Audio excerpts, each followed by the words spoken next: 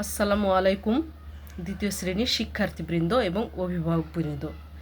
রসন্স educare থেকে আপনাদের সবাইকে শুভেচ্ছা ও স্বাগতম। আজকে আমি তোমাদের বাংলা বইয়ের পাঠ 25 সবাই মিলে কাজ করি এটি নিয়ে আলোচনা করব।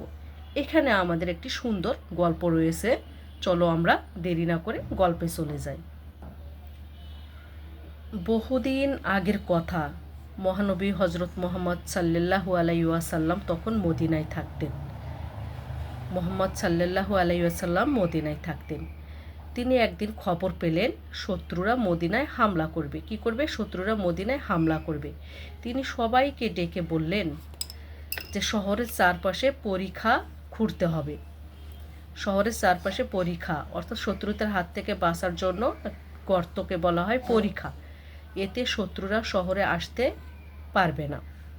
অনেকেই বলল, এ কাজে তো অনেক সময় লাগবে। মহানবী সাল্লাল্লাহু আলাইহি ওয়াসাল্লাম বললেন, সবাই মিলে কাজ করতে হবে। সবাই মিলে করলে কোনো কাজে কঠিন নয়। সবাই মিলে যদি কাজ করি তাহলে কোনো কাজে কঠিন নয়, সোজা হয়ে সহজ হয়ে দাঁড়ায়। 10 জন দল গড়া হলো। 10 জন করে দল গড়া হলো। কোন দল কতটুকু মাটি কাটবে ঠিক করা হলো। একটা দলে 10 জন করে এবং কতটুকু মাটি কাটা হবে সেটা ঠিক করা হলো। তারপর শুরু হয়ে গেল মাটি কাটার কাজ। মহানবী সাল্লাল্লাহু আলাইহি ওয়াসাল্লাম দেখলেন একটি দলে 9 জন কাজ করছে। তাহলে 10 জন করে দল করার পর দেখা যাচ্ছে একটি দলে 9 জনের হয়ে গেছে এবং তারা কাজ করছে।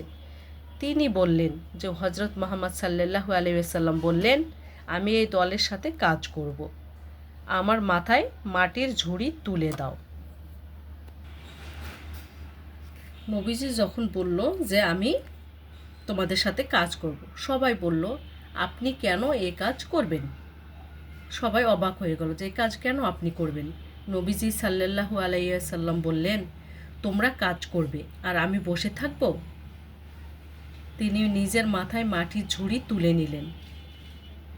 কয়েকদিনের মধ্যে পরীক্ষা খোঁড়া শেষ হলো। সবাই বুঝলো একসাথে করলে কাজ সহজ হয়। যখন নবীজি তাদের সাথে কাজে যোগদান করলেন তখন কাজটি খোঁড়া খুব তাড়াতাড়ি হয়ে গেল। তো এই গল্পের দেখো মূল কথা হচ্ছে নবীজি উনি সর্বশ্রেষ্ঠ নবী এবং মানুষ, তারপরেও উনি অন্য সবার সঙ্গে একসঙ্গে মিলেমিশে কাজ করছে। এটা একটা। এবং আরেকটা হচ্ছে সবাই মিলে যদি একসাথে কাজ করা যায় তাহলে সেই কাজটি সহজ হয়। এখানে দেখো তোমাদের অনুশীলনীর শব্দার্থ। মদিনা। মদিনা হচ্ছে কি? আরবের একটি শহর। হামলা, আক্রমণ। পরিখা, খাল। শত্রুদের আক্রমণ থেকে রক্ষা পাওয়ার জন্য শহরের চারিদিকে যে খাল খনন করা হয়েছে সেটাকে বলে পরিখা। বিরাম চিহ্ন বসায় অর্থাৎ দাড়ি, কমা এগুলোকে বলে বিরাম চিহ্ন। বিরাম চিহ্ন কাকে বলে? বাক্যের শেষে যে চিহ্নগুলো থাকে সেটাকে বলে বিরাম চিহ্ন। এখানে দেখো বহুদিন আগের কথা, এখানে কি হবে? দাড়ি।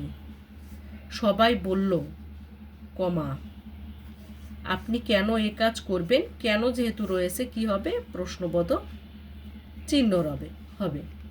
সবাই বুঝলো, কমা, একসাথে করলে কাজ সহজ হয়, দাড়ি। এগুলোকে বলে কমা, বিরাম চিহ্ন। এখন কি সবাই মিলে করি? সপ্তাহে একদিন সবাই মিলে শ্রেণীকক্ষ পরিষ্কার পরিচ্ছন্ন করি। যদি সবাই মিলে তার যে রুমে তুমি ক্লাস করো সেটা যদি সবাই মিলে পরিষ্কার রাখা যায় তাহলে সেটি দেখতে সুন্দর লাগবে। তো আজকে এই পর্যন্ত। শিক্ষার্থীরা, ভালো লাগলে চ্যানেলটি অবশ্যই তোমরা সাবস্ক্রাইব করবে। আল্লাহ হাফেজ।